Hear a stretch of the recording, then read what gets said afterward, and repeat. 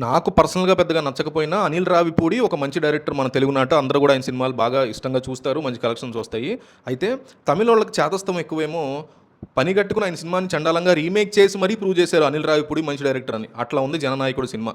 Only positives ఏంటంటే ఈ సినిమాలో విజయ్ యొక్క స్క్రీన్ ప్రెజెన్స్ ఫ్యాన్స్‌కి పండగ. ఖచ్చితంగా ఫ్యాన్స్ మాత్రం బాగా ఎంజాయ్ చేస్తారు. And good touch, bad touch scene మనం 'భగవంత్ కేసరి' అప్పుడు కూడా మాట్లాడుకున్నాం. ఇప్పుడు కూడా మాట్లాడుకోవాల్సిన అంశం ఇది. ప్రతి పెద్ద హీరో కూడా ఇట్లాంటి సీరియస్ ఇష్యూస్‌ని సినిమాలో డిస్కస్ చేస్తే దీని మీద అవేర్‌నెస్ ఎక్కువ వస్తది. సో, ఆ విషయాన్ని మనం మెచ్చుకోవాలి. అట్లాగే ఇంటర్వెల్ బ్యాంగ్ కూడా కాస్త పర్వాలేదు అనిపించింది. ఇవి మాత్రమే పాజిటివ్స్. సినిమాలో ఎక్కడా కూడా మీకు ఎమోషనల్ డెప్త్ గానీ, కనెక్ట్ గానీ ఏమాత్రం లేదు. భయంకరమైనటువంటి క్రింజ్ సీన్‌లు చాలా గట్టిగా ఉన్నాయి.